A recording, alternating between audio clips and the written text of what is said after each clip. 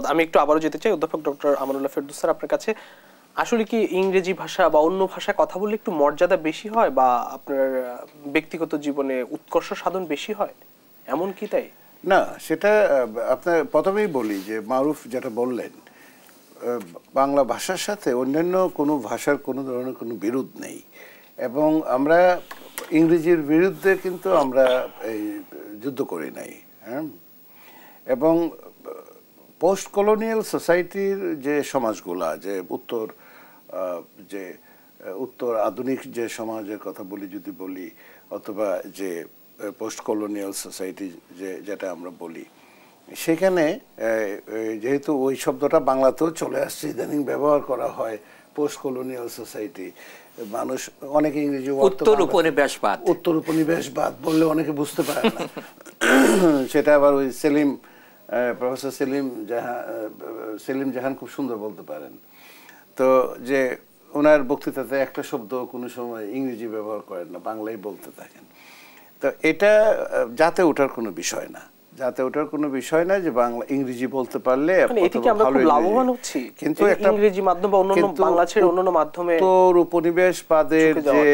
উত্তর উপনিবেশবাদের যে একটা কাঠামো আছে, সেই কাঠামো যে মানুষের মানসিকতা, মনন যেটা আছে, সেই জায়গাটাতে একটু তো আছে যে আমি ইংরেজি বলতে পারলে, অন্য একটা ভাষা বলতে পারলে সেখানে অনেক সময় দেখা যায় যে একটু যাতে ওঠা যায়, বা মনে হয় যে লোকটা মনে হয় বেশি শিক্ষিত। কিন্তু আমি এমন অনেক অধ্যাপককে দেখেছি ঢাকা বিশ্ববিদ্যালয়ে, তারা ঘন্টার পর ঘন্টা বক্তৃতা দিচ্ছেন কিন্তু একটা শব্দ ইংরেজি ব্যবহার করেন না। কিন্তু আমি হয়তো আপনার এই অনুষ্ঠানে অনুষ্ঠান চলাকালীন সময় দেখবেন বাংলার ভিতরে অনেক ইংরেজি শব্দ ব্যবহার করছে।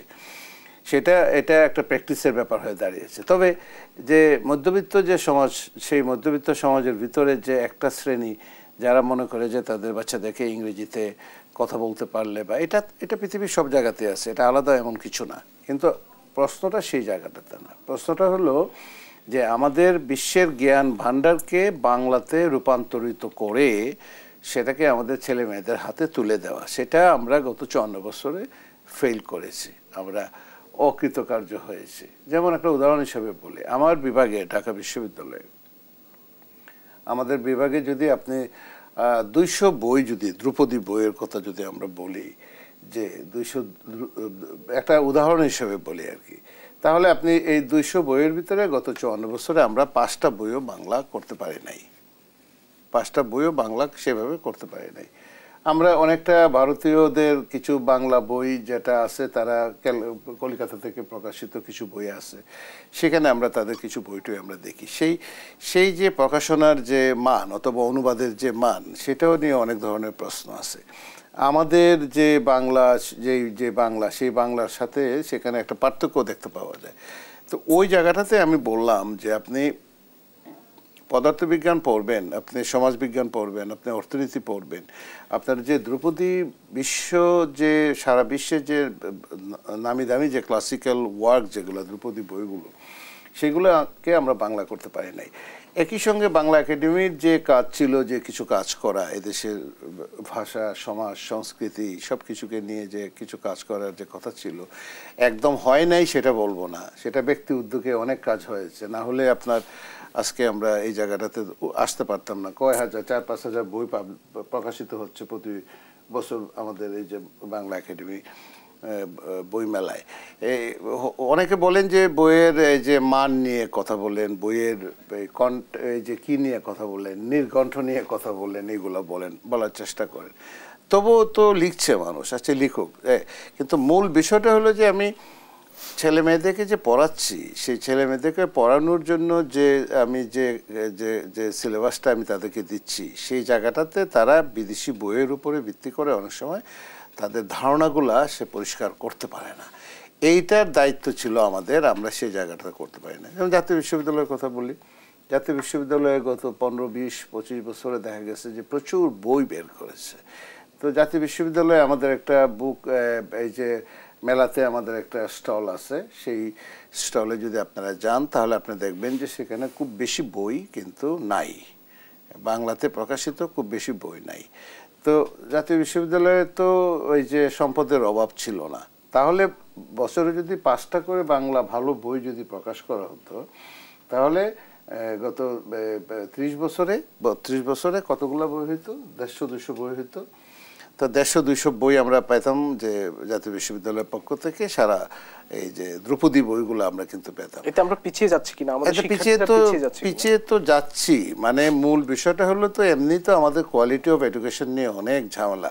আমরা যে সমস্ত শিক্ষা দিচ্ছি, আমরা যে সিলেবাস পড়াচ্ছি, আমরা যে ডিগ্রি দিচ্ছি ছেলে মেয়েদেরকে, এগুলো নিয়ে তো এমনিতেই অনেক ধরনের প্রবলেম, অনেক ধরনের সমস্যা আক্রান্ত। এগুলো নিয়ে তো অনেক কথাবার্তা আমি তো আপনাদের অনুষ্ঠানে বলেছি।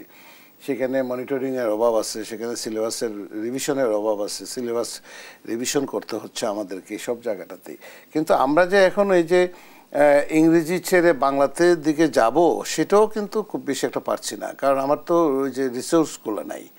আমার যেভাবে ইংরেজিতে যে রিসোর্সগুলো আছে, যে আমার যে আমার রেফারেন্স বই যেগুলো আছে আমাদের, যেগুলো সেই বইগুলোতে দেখা যাচ্ছে যে আপনার বাংলাতে সেরকমভাবে নাই। হ্যাঁ, বাংলা বিষয়ে যারা পড়ান, যারা বাংলা চর্চা করেন, বাংলাতে যারা লিখেন, বাংলার যে সাবজেক্ট, যে বিষয়, সেখানে কাজ আছে, সেখানে অনেকেরই কাজ আছে। সেটা পশ্চিমবঙ্গের অনেক লেখকের কাজ আছে, আমাদের দেশের অনেক লেখকের কাজ আছে, বিশ্ববিদ্যালয়ের শিক্ষক, কবি, প্রাবন্ধিক অনেকেরই কাজ আছে, সুন্দর সুন্দর কাজ আছে। এবং তাদের কাজগুলো দেখলেই স্পষ্ট মনে হয় যে এই কাজগুলোকে যদি আমরা সুন্দরভাবে আরেকটু অন্য যে শাখা উপশাখা, যে জ্ঞান বিজ্ঞানের যে শাখা উপশাখা, যেমন বিজ্ঞান, যেমন সামাজিক বিজ্ঞান, যেমন আইন, যেমন অন্যান্য জায়গা, নৃতত্ত্ব, সেই জায়গাগুলোতে আমরা কিন্তু করতে পারিনি।